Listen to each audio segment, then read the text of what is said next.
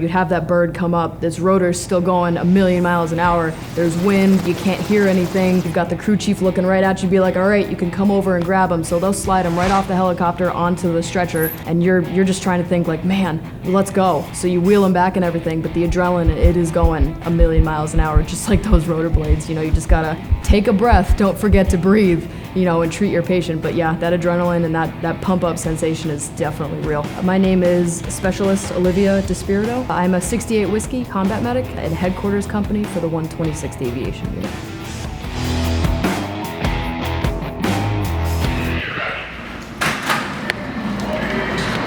Sending a 9-line is essentially the same as calling 911.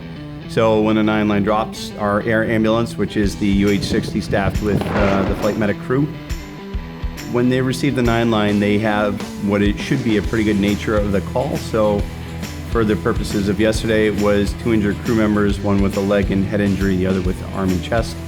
They're going to be configuring the equipment in the back of their air ambulance to receive that, whether it was called in as litter patients, ambulatory, or both, as well as with equipment they may want to set up in advance. For a patient with trouble breathing, they may set up advanced airway equipment, things of that nature, so that when they get there or they start on their approach, they can then switch to getting out on the hoist, making sure that they're properly secured, and then checked by the crew chief before they go out on the hoist, and then bring enough equipment down for immediate stabilization on the ground.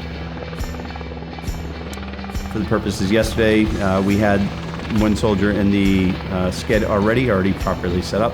She had to double check to make sure that patient was properly set up, and then assisted that patient going up to make sure that they maintain their own airway until they were safely in the helicopter and could be watched by somebody else.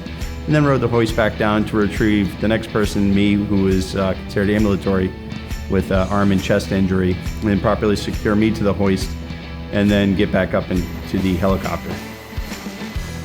And then once en route back, using triage, the other soldier was more in need of care than I was, or a higher criticality.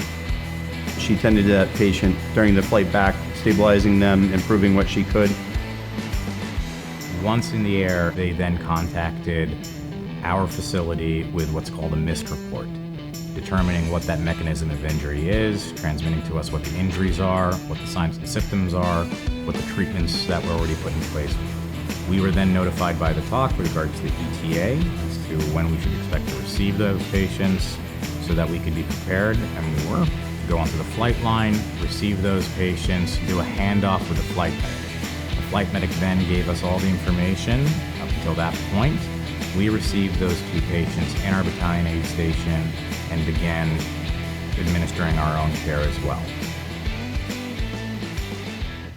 So our 3-day training exercise that we've had with the unit, the medics are in charge of a battalion aid station. So it's a battalion-wide station that essentially sets up for receiving patients, treating patients, and evacuating them to the next level of care. Keep an eye out for the bird.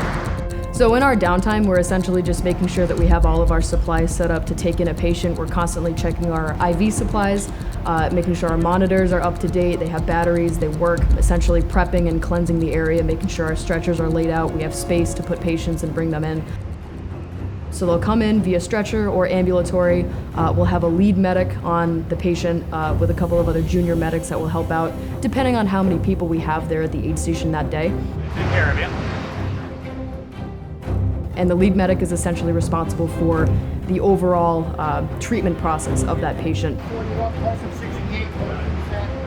You'll have the other medics completing vitals, stabilizing injuries, providing other definitive care such as chest tubes or blood products and IV lines and things like that. But the main goal of that lead medic and that medical team is to in-process that patient, treat that patient, and make sure that they're evacuated onto that next level of care. It's a one-way kind of rotating thing. So they'll come in, they'll get treated, and then we send them back out. So we've been setting up and running the aid station for pretty much any patient with any injury that comes in. We'll take care of it.